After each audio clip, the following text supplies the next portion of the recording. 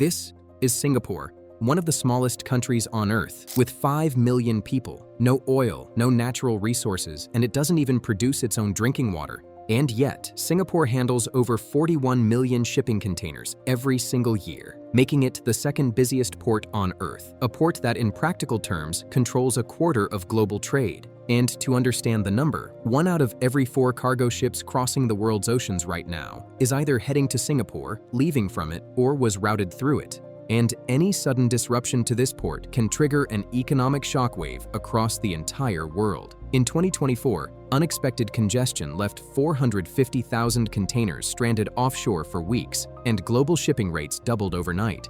So, how does a country smaller than New York City become the world's most important maritime hub, and why do 25% of the world's ships stop there exactly?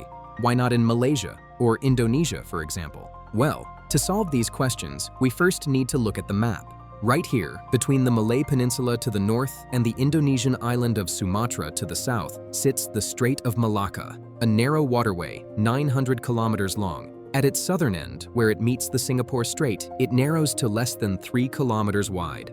This is the most important waterway on Earth. And the numbers are staggering. 1/3 of all global trade passes through this strait. 80% of China's oil imports, 40% of Japan's maritime commerce, over 23 million barrels of oil per day flowed through these waters, making it the single largest oil transit choke point on the planet, surpassing even the Strait of Hormuz. And Singapore sits right at the exit door. So it's easy to look at this map and say, well, that explains it. Geography, just the right place at the right time, but here's where it gets interesting. Malaysia shares this strait. Indonesia controls the other side of it. Both countries have hundreds of kilometers of coastline along the busiest shipping lane in the world. Malaysia has oil. Indonesia has natural resources that could fund an entire continent. Both have land, population, and every geographic advantage Singapore has, and more. So, why isn't Port Klang in Malaysia the center of global shipping? Why isn't the Port of Dumai in Indonesia? Why does a city-state with zero natural resources run the world's maritime trade? To understand that, we need to go back to August 9th, 1965, and to a man who was crying on live television. Lee Kuan Yew, Singapore's founding prime minister, stood in front of cameras that day and could barely speak. He had just been told that Singapore was being expelled from Malaysia, thrown out of the federation it had joined only 2 years earlier by a parliamentary vote of 126-0. The split came from deep racial and political tensions between Singapore's predominantly Chinese leadership and Malaysia's Malay-dominated federal government, and Singapore suddenly became an independent city-state with no hinterland, no resources, no army, and almost no hope.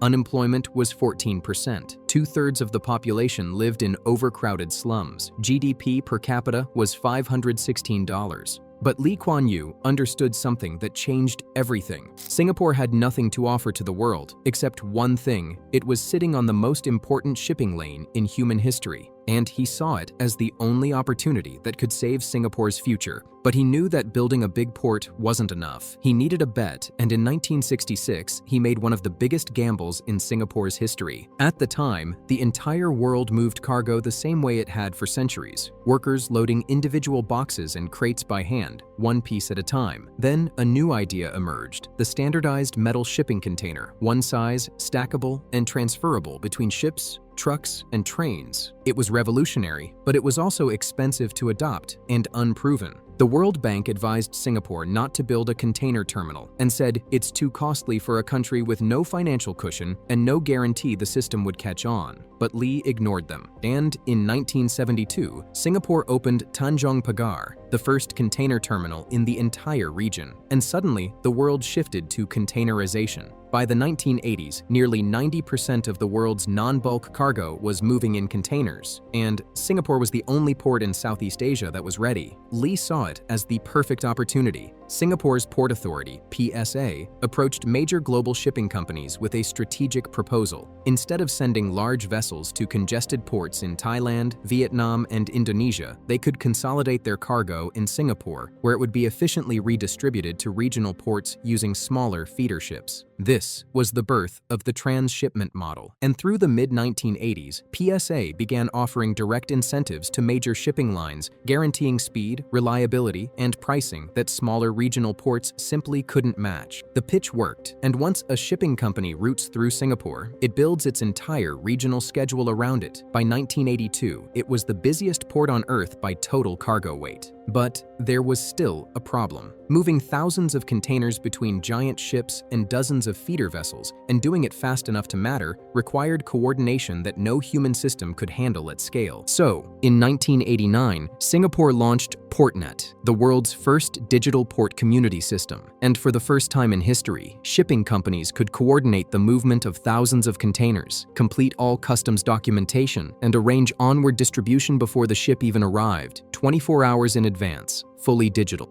in a region where most ports were still processing paperwork by hand. And underneath all of this, the containers, the technology, the free zones was something that no neighboring port could replicate by just copying the infrastructure. Trust. Lee Kuan Yew modeled Singapore's legal system on English commercial law and enforced it without exception. No bribes, no exceptions, no ambiguity. If a shipping company had a dispute over cargo damage, over a broken contract, or anything, Singapore's courts resolved it quickly and fairly. Today, Singapore ranks third in the world for absence of corruption. And in international trade, trust is not a soft concept, it is the product. Once you have speed, distribution, and trust, other businesses follow automatically. Singapore became the world's largest bunkering hub, selling 55 million tons of ship fuel every year. Maritime insurance is written in Singapore. International shipping disputes are arbitrated in Singapore. Vessel financing is arranged in Singapore. If a ship breaks down anywhere in the region, the parts and engineers almost always come from Singapore. Year after year, Singapore continued to dominate Asia in maritime shipping and distribution. By 2023, it announced the start of operations at Tuas Port, a mega terminal designed to consolidate all container activities into a single, fully automated facility that utilizes over 200 autonomous vehicles powered by a private 5G network and artificial intelligence to process a container every 2 minutes without interruption or human intervention,